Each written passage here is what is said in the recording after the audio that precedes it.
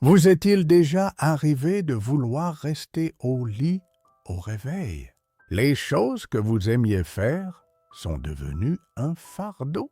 Voir des amis, téléphoner, même votre passe-temps favori semble n'avoir aucun sens. Si vous ressentez ce vide intérieur, ce n'est pas seulement de la fatigue.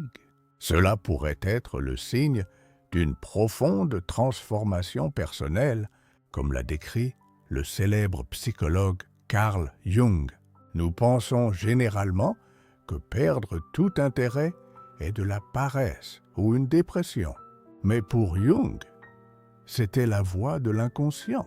Quand notre vie extérieure, travail, relations, réussite, devient sans âme, notre intérieur nous force à nous arrêter. Ce n'est pas un effondrement, mais le début d'une redécouverte de soi. Au niveau du cerveau, lorsque nous faisons constamment des choses qui ne résonnent pas avec notre vrai moi, la dopamine, l'hormone du bonheur, diminue. Le cortex préfrontal, centre de la pensée, s'épuise et l'amygdale, centre émotionnel, s'engourdit. En psychologie, cela s'appelle l'anédonie, l'incapacité à ressentir du plaisir.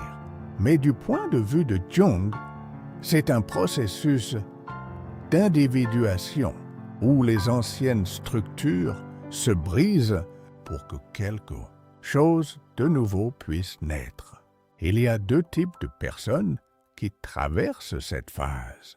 Le premier type est le succès apparent. Il a l'air heureux à l'extérieur, mais brûle à l'intérieur. Son intérêt s'estompe parce qu'il vit pour les autres. Le deuxième type est l'esprit sensible et créatif. Il ressent profondément. Quand le monde blesse sa sensibilité, il se retire et se tait.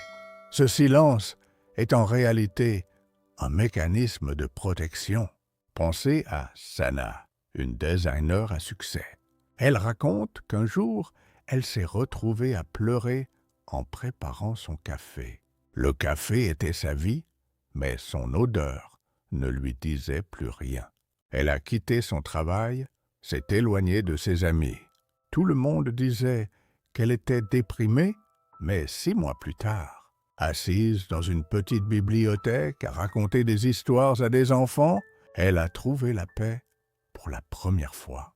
Son intérêt n'avait pas disparu. Il avait simplement changé de chemin.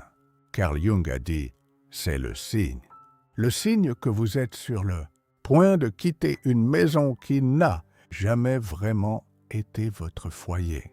Quand tout semble sans sens, ne paniquez pas. Il est temps de regarder à l'intérieur. Peut-être que votre âme vous dit « Ne vis plus comme ça.